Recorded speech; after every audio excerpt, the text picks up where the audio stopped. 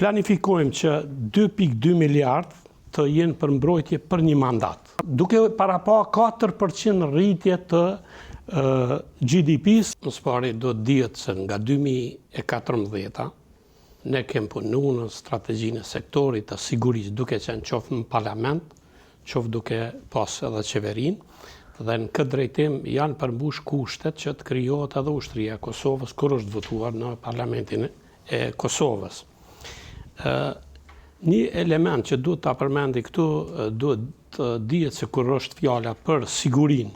e shtetit Kosovës, nuk jemi vetëm ne ata që jemi garantues kësaj sigurie, por janë edhe aleatët tanë me të cilët ne kemi bashkëpunu shumë ngusht me Shtetet e Bashkuara të Amerikës dhe me Shtetet e Bashkimit Evropian, e që kur ka ardhur në shprehje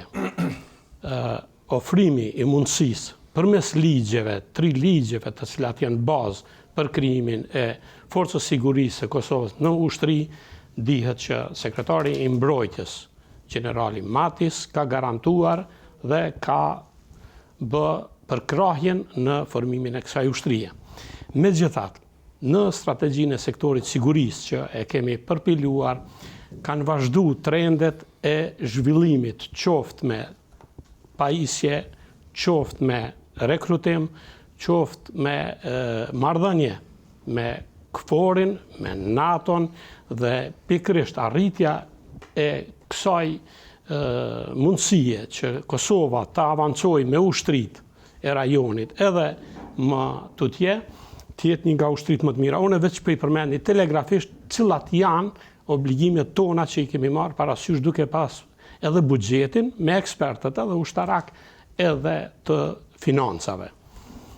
Planifikojmë që 2.2 miliard të jenë për mbrojtje për një mandat.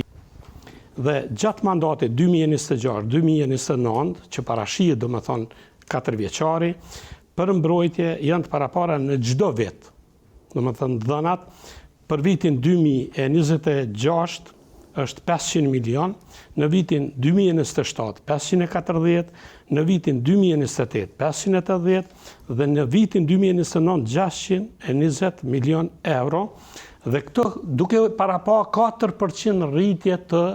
GDP-s në mënyrë që ushtria jonë të jetë krahas ushtrive tjera.